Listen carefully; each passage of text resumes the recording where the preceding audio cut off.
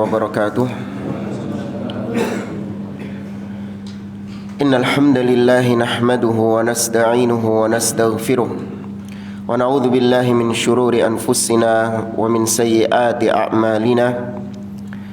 من يهده الله فلا مضل له ومن يضلل فلا هادي له. وأشهد أن لا إله إلا الله وحده لا شريك له وأشهد أن محمدا عبده ورسوله. يا أيها الذين آمنوا اتقوا الله حق تقاته ولا تموتن إلا وأنتم مسلمون. يا أيها الناس اتقوا ربكم الذي خلقكم من نفس واحدة وخلق منها زوجها وبث منهما رجالا كثيرا ونساء واتقوا الله الذي تساءلون به والأرحام إن الله كان عليكم رقيبا.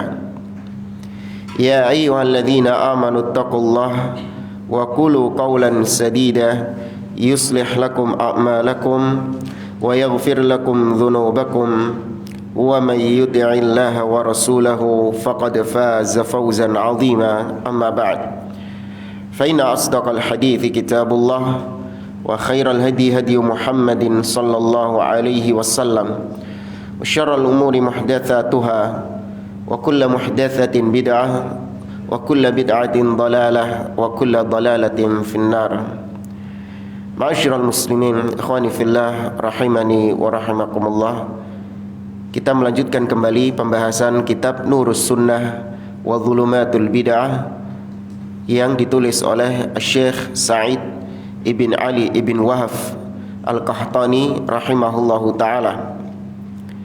Setelah pada pertemuan-pertemuan yang lalu kita telah membahas bid'atu al-ihtifal bil maulidin nabawi, yaitu bid'ahnya peringatan maulid Nabi sallallahu alaihi wasallam, dan beberapa syubhat-syubhat yang dilontarkan oleh ahlul bid'ah untuk membela peringatan maulid Nabi sallallahu alaihi wasallam dan sisi-sisi bantahannya. Sekarang kita lanjut ke pembahasan berikutnya. Kita masih membahas tentang al-bid'atu al-mu'asirah al-muntashirah, yaitu bid'ah-bid'ah yang tersebar di masa-masa sekarang. Setelah maulid Nabi, di antara bid'ah yang tersebar di masa kini adalah, kata beliau, bid'atul ihtifal bi awwali lailati jum'atin min syahri Rajab, yaitu bid'ah peringatan malam Jumat pertama di bulan Rajab. Langsung saja kata beliau, al-ihtifal bi awwali lailati jum'atin min syahri Rajab bid'atun munkarah. Peringatan malam Jumat pertama, malam Jumat pertama di bulan Rajab yang diperingati oleh sebagian orang dengan melaksanakan ibadah-ibadah tertentu di dalamnya, ini adalah bid'ah yang mungkar. Faqad dzakara al-Imam Abu Bakar At-Turtushi rahimahullahu ta'ala.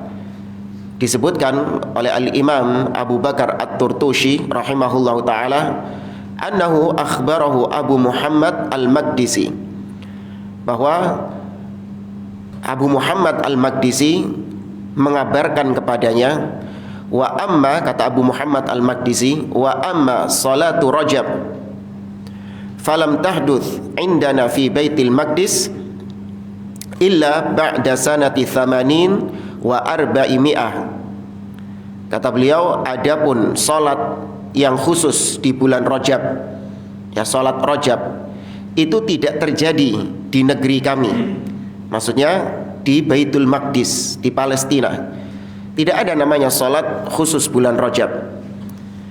Kecuali salat ini baru terjadi ketika tahun 480 Hijriah. Ya, abad ke-5 Hijriah baru terjadi di Baitul Maqdis pertama kalinya. Wa ma kunna ra'ainaha wa la sami'na biha qabla dzalik. Kata Abu Muhammad Al-Maqdisi, dan kita tidak pernah melihat salat ini sebelumnya. Tidak pernah tahu ada salat ini sebelumnya. Baru terjadi tahun tersebut 480 Hijriah. Artinya tidak terjadi di zaman Nabi SAW, di zaman para sahabat, para tabi'in, para tabi'ut tabi'in, Tidak terjadi namanya salat khusus yang dikerjakan di bulan Rajab. Baru terjadi pada abad kelima Hijriah. Wa qala al-Imam Abu Syamah rahimahullah. Al-Imam Abu Syamah rahimahullah mengatakan, wa amma salatul raghaib fal masyhuru bainan nasi al-yawma annaha hiya allati tusalla bainal isya'aini lailata awwali jum'atin min syahri Rajab. Kata beliau, adapun salat raghaib, nanti akan kita jelaskan apa itu salat raghaib. Salat raghaib yang masyhur di antara manusia di zaman sekarang bahwasanya salat raghaib adalah sebuah salat yang ditunaikan di antara dua isya. Maksudnya dua isya ini antara maghrib dan isya. Dilaksanakan di malam Jumat pertama di bulan Rajab. Ya, malam Jumat pertama di bulan Rajab antara maghrib dengan isya itu ditunaikan di dalamnya salat yang diistilahkan oleh mereka dengan salat khusus, yaitu salat raghaib, dengan kaifiyah yang aneh bin nyeleneh. Yang mana sebelum melaksanakan salat raghaib ini, pelakunya itu sudah terlebih dahulu melaksanakan puasa khusus di bulan Rajab. Di kan Kamisnya malam Jumat. Nah, hari Kamisnya ini mereka melaksanakan puasa khusus. Bukan puasa Senin Kemis, bukan. Kalau puasa Senin Kemis yaitu terserah mau dilakukan di bulan apapun. Tapi ini puasa khusus yang memang sengaja dikerjakan dalam rangka bulan Rajab. Nah, ini puasa yang bid'ah karena mengkaitkan suatu ibadah dengan hari-hari tertentu, momen-momen tertentu yang tidak ada dalil yang mengaitkan antara dua hal tersebut. Sudah sering kita sampaikan, di antara rumus untuk mengetahui bid'ah, jangan ngelihat kepada inti dari ibadahnya, tapi lihat motivasi dia melaksanakan ibadah tersebut, alasan dia melaksanakan ibadah tersebut. Kalau memang alasannya itu ada dalil yang mengaitkannya, maka tidak jadi bid'ah. Seperti kita contohkan, sering kita contohkan, seorang ketika masuk masjid dia melaksanakan sholat 2 rakaat. Sebab dia melaksanakan 2 rakaat ini karena masuk masjid. Seandainya dia tidak masuk masjid, maka dia tidak akan melaksanakan sholat 2 rakaat. Nah, antara masuk masjid dengan sholat 2 rakaat ada hadis atau dalil yang menghubungkannya? Ada. Berarti itu sunnah, bukan bid'ah. Membaca Al-Kahfi karena sebab malam Jumat.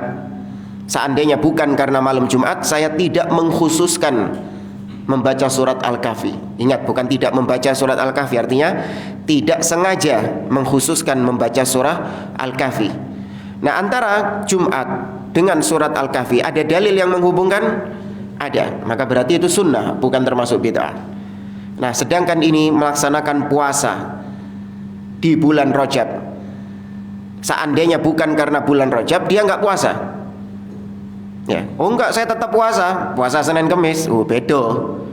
Itu puasa Senin Kemis. Enggak, maksud saya puasa Rajab ini kan enggak. Kau memang melaksanakannya itu karena sebab bulan Rajabnya ini.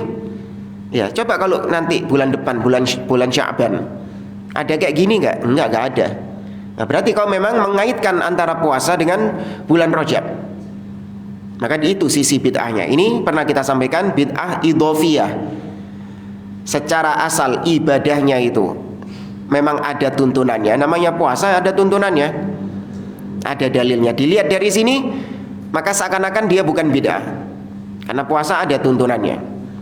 Tapi dilihat dari teknis pelaksanaannya, detail pelaksanaannya, waktu pelaksanaannya, ternyata terdapat kebid'ahan di situ, yaitu mengkhususkan waktu-waktu tertentu dengan ibadah-ibadah tertentu tanpa ditopang dengan dalil-dalil. Itu sudah mencukupi kaidah bid'ah. Dan nanti akan kita sampaikan tentang kaifiyah salat raghaib ini. Tapi cuman kita sampaikan saja, nggak usah dipraktekkan. Ya, tak cerita tok. Wa qala al-Hafidz Ibnu Rajab rahimahullah, berkata al-Hafidz Ibnu Rajab rahimahullahu taala, fa amma as-salatu falam yasih fi syahri Rajabin salatun makhsusah takhtassu bihi wal ahadithul marwiyatu fi salatir raghaib fi awwali lailati jum'atin min syahri Rajab kadhibun wa batilun la tasih wa hadhihi salatu bid'atun 'inda jumhuril ulama. Al-Imam Ibnu Rajab mengatakan, adapun salat, maksudnya salat raghaib, maka tidak ada hadis yang sahih melaksanakan salat secara khusus di bulan Rajab. Kata beliau, tidak ada hadis yang sahih. Adapun hadis-hadis yang diriwayatkan tentang bulan Rajab atau tentang salat raghaib tersebut, maka bisa dipastikan semuanya adalah hadis yang dusta, hadis yang batil, la tasih, tidak sahih dari Nabi SAW.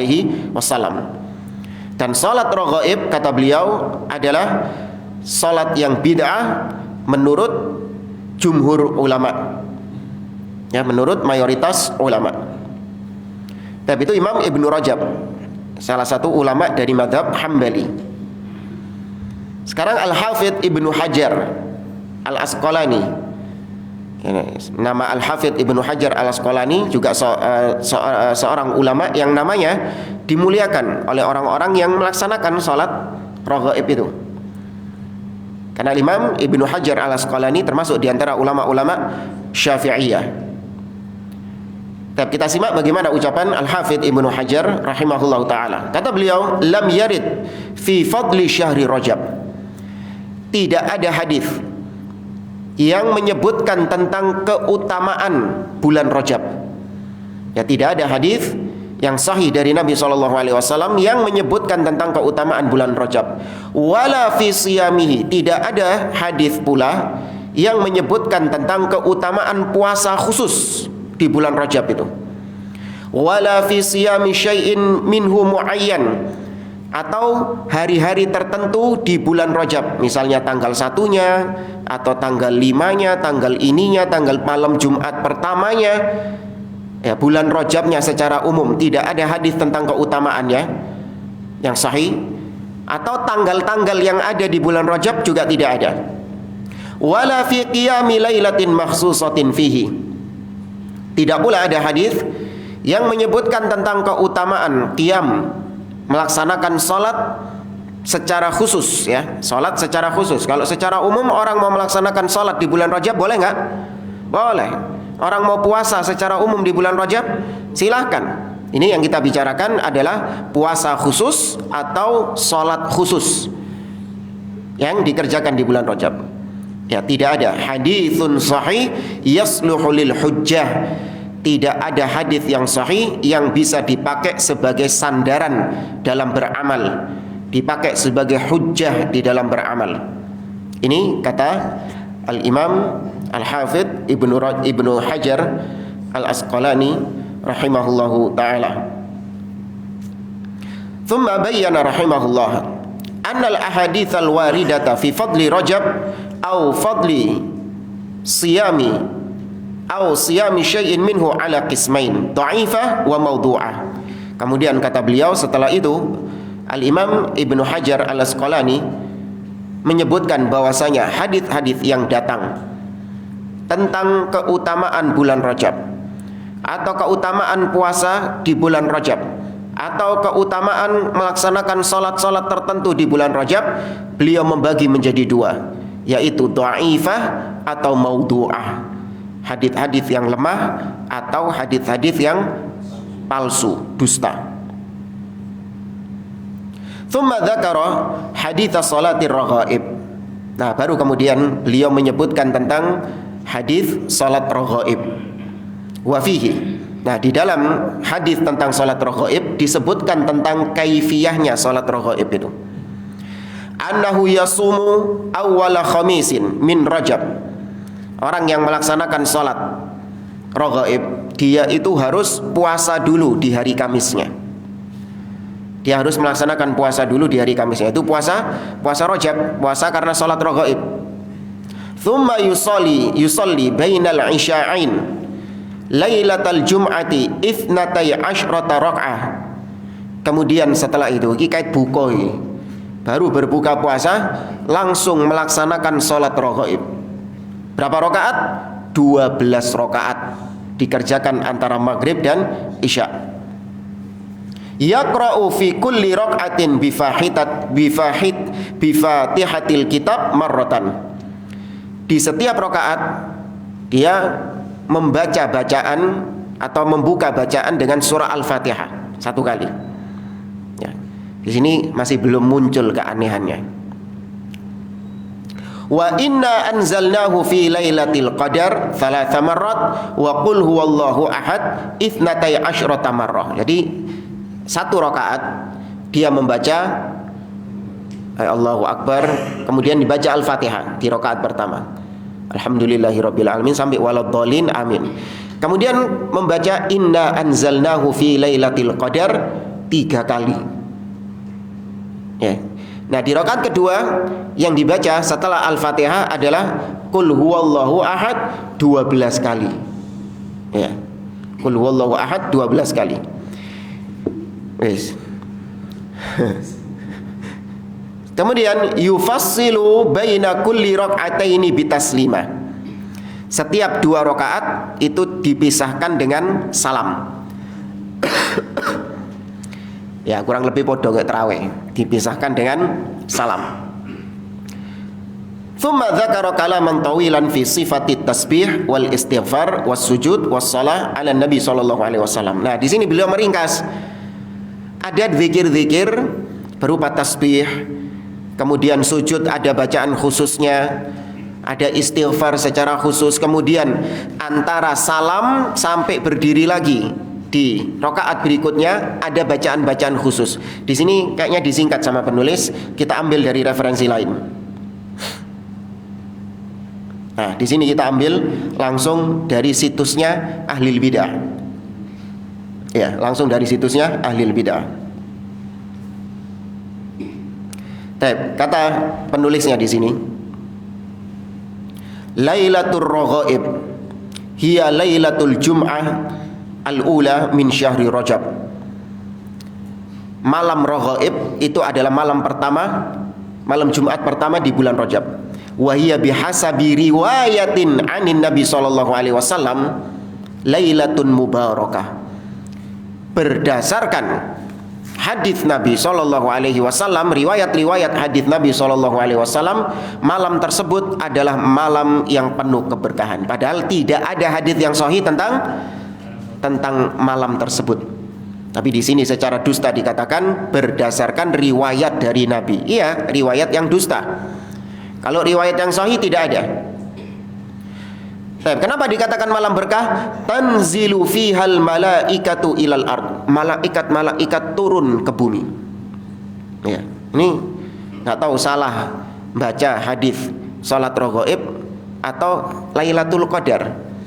Makanya mereka pingin untuk menciptakan Lailatul Qadar, malam Lailatul Qadar yang berbeda dengan Lailatul Qadar yang ada di bulan Ramadan. Tanazzalul malaikatu warruhu.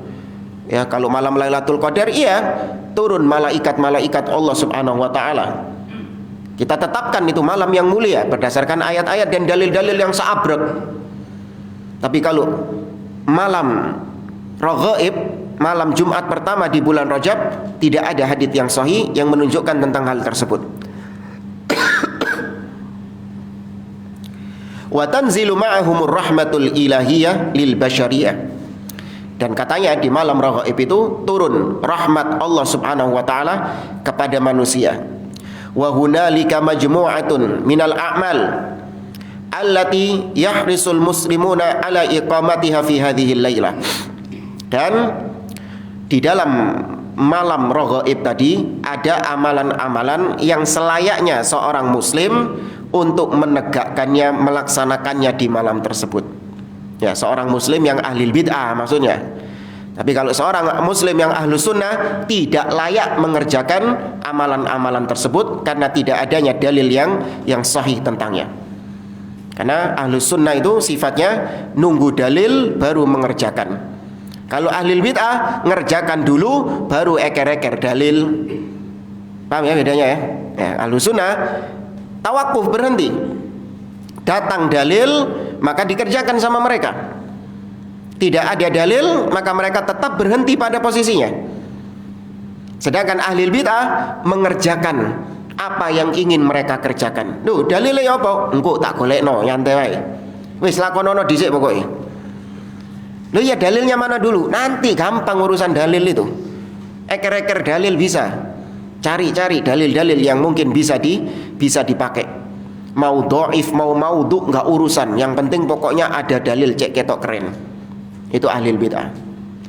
Nah, mereka ini dalam urusan-urusan seperti ini, mereka menerima semua dalil-dalil yang sahih, yang dhaif, yang maudhu dimplok kabeh sama mereka, sama ahli bid'ah.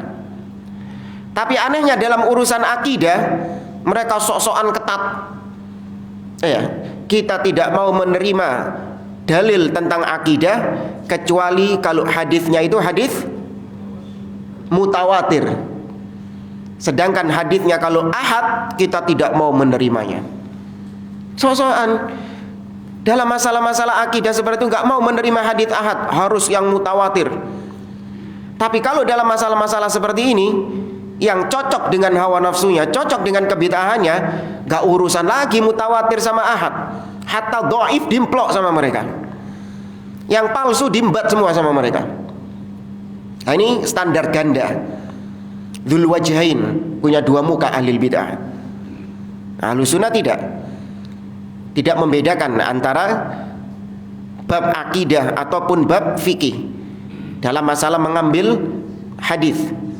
Yang penting hadisnya sahih, mau mutawatir atau ahad, bisa dipakai untuk berhujjah, baik dalam masalah akidah ataupun dalam masalah ibadah. Baik, kata penulisnya di sini, jangan kalian melupakan malam Jumat pertama di bulan Rajab.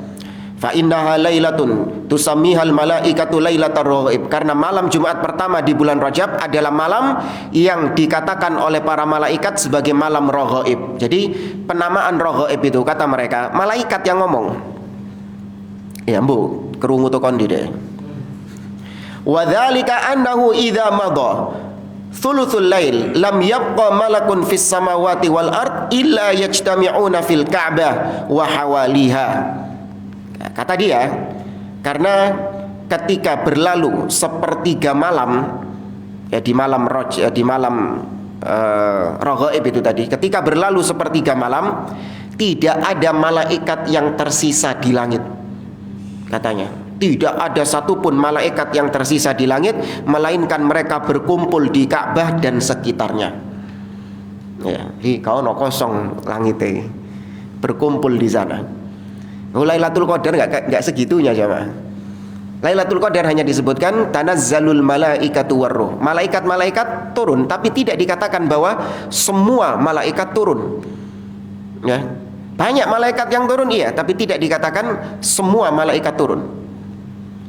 Wa yattali'ullahu 'alaihim itla'atan fayaqulu lahum ya malaikati saluni ma syi'tum.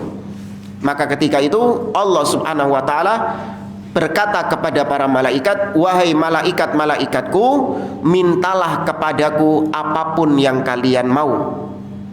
Ya, katanya Allah mengatakan seperti itu kepada malaikat, mintalah kepada Allah apapun, mintalah kepadaku apapun yang kau mau. Fayaqulun, maka para malaikat mengatakan, Rabbana hajatuna ilaika an taghfira lis-sawami Rajab. Wahai Rabb kami, kebutuhan kami kepada engkau hanya satu, atau kebutuhan kami kepadamu adalah kami meminta kepadamu agar engkau mengampuni orang-orang yang berpuasa Rajab.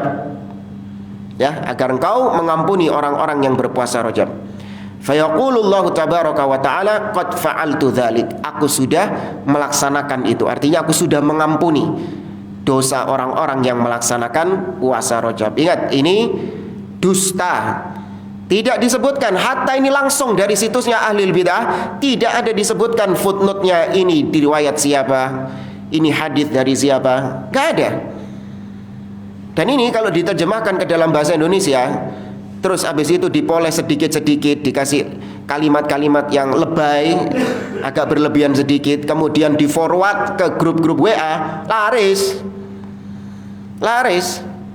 Ya, jangan berhenti di HP Anda. Gitu biasanya. Ya, jangan berhenti di HP Anda. Ya, maka laris, disebar kemana-mana. Padahal tidak ada satupun hadis yang menunjukkan tentang hal ini. Bukan dusta atas nama Nabi saja, dusta atas nama Allah Subhanahu wa taala. Allah mengatakan wa antaqulu 'alallahi ma la ta'lamun. Termasuk di antara dosa besar yaitu engkau berbicara tentang Allah apa-apa yang kau tidak memiliki ilmu tentangnya. Ya, ini lancang berbicara tentang Allah Subhanahu wa taala. Tsumma naqala anhu thumma naqala anhu sallallahu alaihi wasallam majmu'atan minal a'mal allati yustahabbu iqamatuha fi hadhihi lailah. Kemudian dinukilkan. Ngomongnya dinukilkan tapi enggak ada riwayatnya.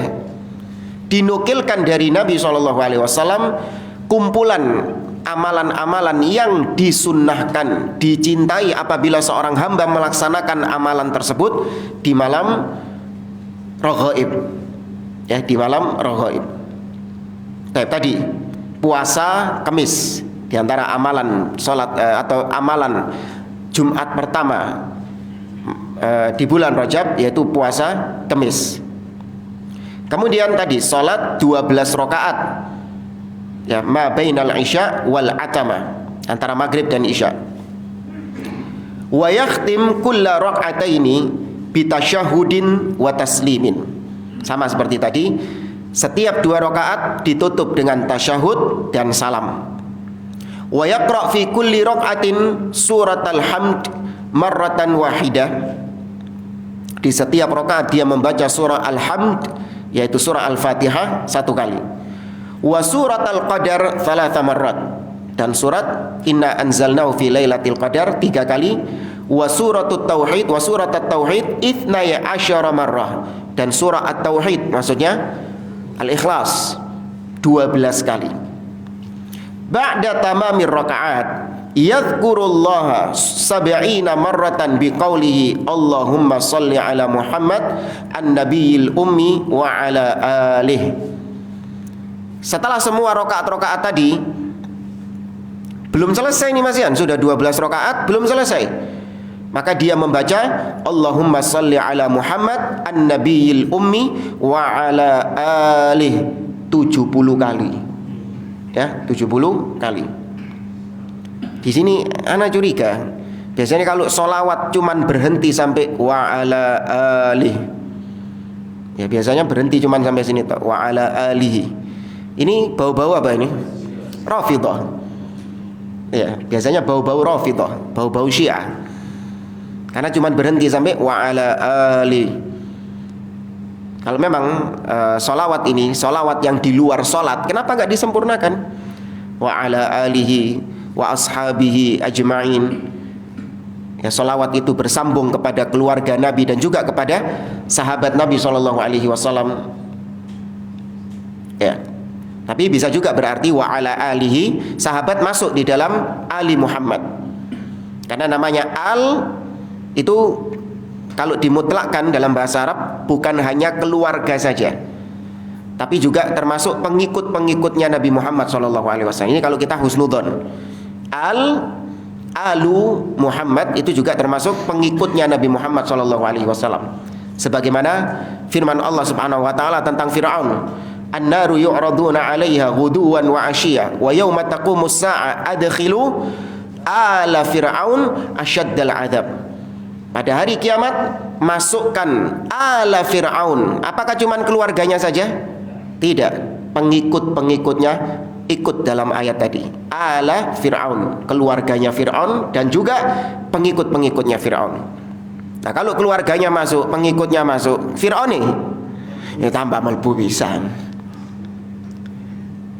Baik, ala kulli hal wallahu alam. Mau ini Syiah atau enggak wallahu alam. Yang penting tadi 70 kali membaca itu. Thumma yasjud wa yaqulu 70 marrah subuhun quddusun rabbul malaikati warruh. Ini sudah selesai salat tuh tadi.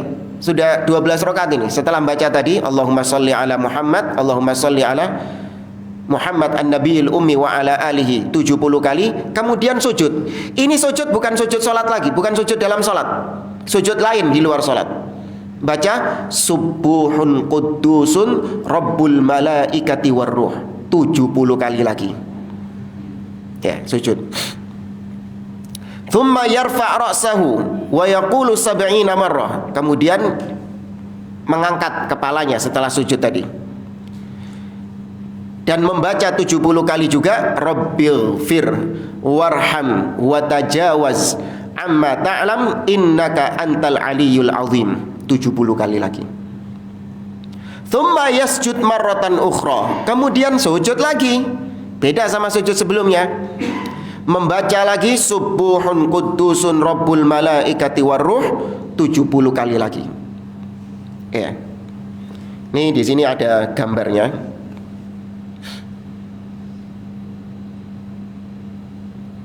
Ya, ada gambarnya di sini. Nah, kemudian setelah itu ditutup dengan tsumma salu hawaijakum fa innaha tuqda bi idznillah taala. Setelah selesai semua rangkaian-rangkaian tadi, maka kau minta hajatmu. Minta hajatmu kepada Allah karena semua hajatmu akan dikabulkan oleh Allah Subhanahu wa taala. Namanya raghaib, raghbah, semua harapan-harapanmu itu akan dikabulkan di hari tersebut. Ya, ini semuanya minal bid'ah. Semua termasuk bid'ah di dalam agama. Kita sampaikan tadi bukan untuk antum amalkan, hanya untuk diketahui saja. Ya.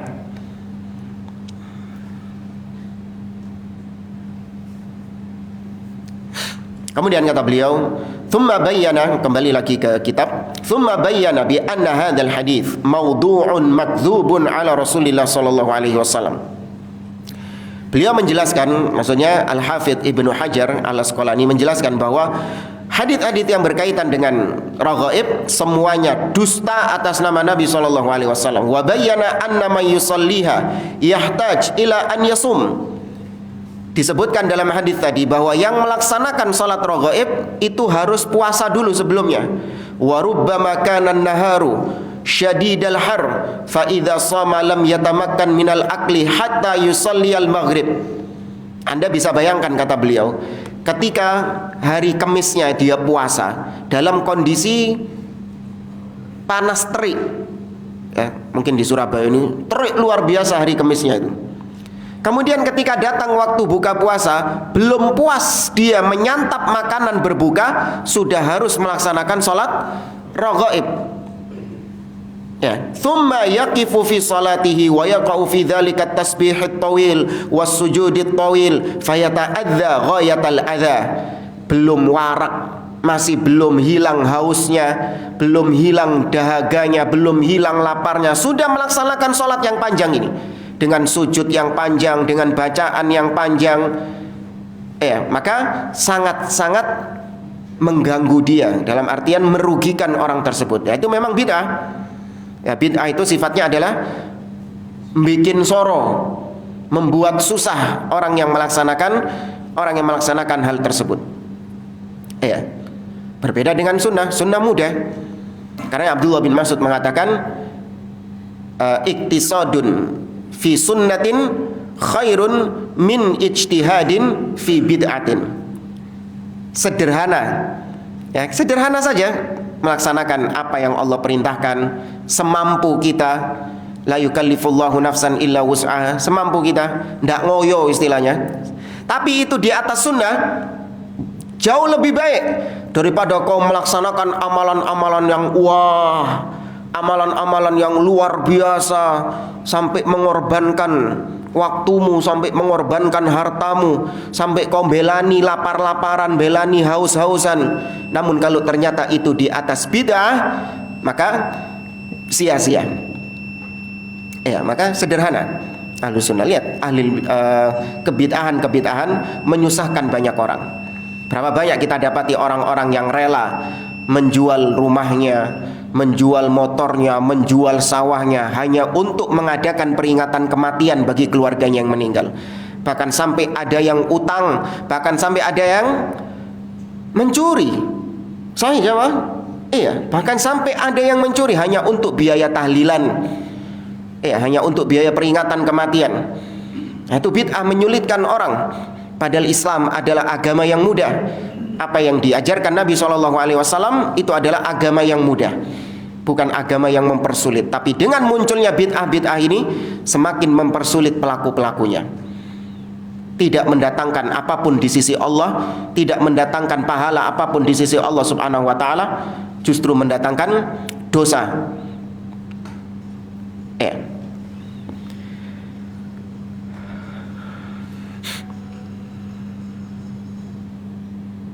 Kata beliau, waqala, ini masih kata Al-Imam Ibnu Hajar, wa inni la aghara li Ramadan wa li salati tarawih kaifa zuhima bihadhihi bal hadhihi 'inda al-awam a'dham wa ajal fa innahu yahduruha man la yahdurul jama'at. Aku cemburu, maksudnya kalau aku bandingkan antara salat raghaib ini dengan sholat tarawih di bulan Ramadan, maka aku heran kenapa justru ahli bid'ah ini lebih semarak melaksanakan sholat raghaib ini daripada sholat tarawih di bulan Ramadan. Ya, heran beliau ini. Kenapa mereka begitu semangat menyambut bulan Rajab, menyambut sholat raghaib daripada menyambut bulan Ramadan, sholat tarawih di bulan Ramadan. Bahkan kata beliau, yang melaksanakan sholat raghaib kebanyakan adalah orang-orang yang tidak pernah hadir sholat 5 waktu di masjid. Jarang sholat 5 waktu, melaksanakan sholat berjamaah di masjid jarang. Tapi kalau sholat raghaib, kencang. Sama dengan yang melaksanakan bid'ah-bid'ah itu. Mau bid'ah kemarin Maulid Nabi SAW, coba lihat sebagian orang-orang yang tidak melaksanakan sholat, tapi kalau sudah dengar ada undangan Maulid Nabi, budal gak? Budal, semangat mereka. Iya, semangat berangkat mereka. Tapi ketika ada panggilan adzan, gimana? Sesemangat itu enggak? Tidak. Nah, ini waqi' jamaah, bukan kita ngarang-ngarang. Sebagian orang seperti itu, meskipun ada juga yang tetap melaksanakan sholat 5 waktu di masjid, iya. Kita lihat orang-orang yang hadir di peringatan-peringatan bid'ah demikian. Kok bisa peringatan bid'ah Anda begitu semangat luar biasa, seakan-akan kalau nggak menghadirinya itu dosa besar. Ya, bahkan ini pernah kenyataan kita tanya sebagian orang itu, berapa bulan yang lalu itu, sebagian warung-warung banyak yang tutup. Ya, lu kemana kok tutup? Orangnya pulang kampung. Ya, pulang kampung.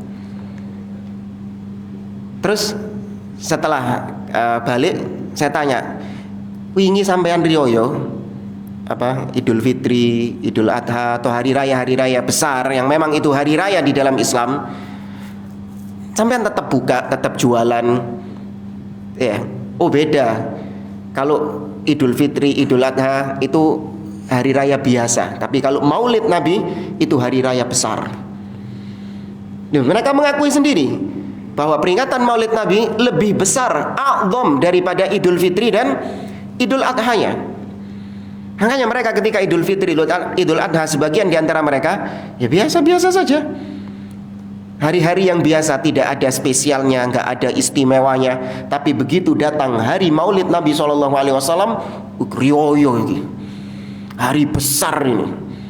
Seakan-akan aib kalau misalnya tetap kerja di hari tersebut, tetap beraktivitas di hari tersebut, itu seakan-akan aib. Nah, ini kata beliau, kok bisa ada orang-orang yang demikian. Baik jamaah rahimani wa rahimakumullah. Kemudian kita nukilkan dari referensi yang lain tentang ucapan para ulama berkaitan dengan sholat raghaib. Di antara yang paling keras mengingkari sholat raghaib adalah Al-Imam An-Nawawi rahimahullah ta'ala. Iya, karena Imam Nawawi mingkem. Karena Imam Nawawi ini seorang ulama dari madhab Syafi'i yang ucapan-ucapan beliau itu diterima dengan baik oleh semua kalangan terutama di negeri kita. Kalau mendengar kata Imam Nawawi rahimahullah ta'ala, mereka langsung menerima ucapannya. Dinukilkan dari Imam An-Nawawi dalam kitabnya Al-Majmu' Syarah Al-Muhadzab. Kata beliau, as-salatul ma'rufah bi salatir raghaib. Salat yang dikenal dengan nama salat raghaib, wa hiya thinta asyrata rak'atan tusalla bainal maghrib wal isya lailata awwali jum'atin fi Rajab, yaitu 12 rakaat yang dilaksanakan antara maghrib dan isya di malam Jumat pertama di bulan Rajab. Ini salat raghaib. Kemudian yang kedua, wa salatu lailati nisfi Sya'ban, dan juga salat pertengahan bulan Sya'ban, salat khusus yang dikerjakan di pertengahan bulan Sya'ban. Mi'ata raka'ah, 100 rakaat. Wa hatani salatani, dua salat ini, salat raghaib dan salat di nisfu Sya'ban, kata Imam Nawawi, bukan kata ana. Dua salat ini, perhatikan kata beliau, bid'atani mungkarani qabihatani, adalah salat yang bid'ah, yang mungkar, qabihatan, yang jelek. Ya, salat yang bid'ah, yang mungkar, yang jelek. Wis, kurang apa lagi wis. Imam Nawawi menyebutkan demikian. Wala yaktar bi dzikrihima fi kitabi Qutil Qulub wa Ihya Ulumiddin, dan jangan tertipu dengan keutamaan dua salat ini meskipun disebutkan di dalam kitab Qutul Qulub dan kitab Ihya Ulumiddin. Jangan tertipu, karena kata beliau salat tersebut adalah tetap salat yang bid'ah. Wala bil haditsil madhkur fihima fa inna kulla dzalika batil, dan jangan tertipu dengan hadis-hadis yang disebutkan tentang dua salat ini, karena semua hadis yang berkaitan dengan salat ini kata beliau batil. Ya, ini ucapan Al-Imam An-Nawawi rahimahullahu taala.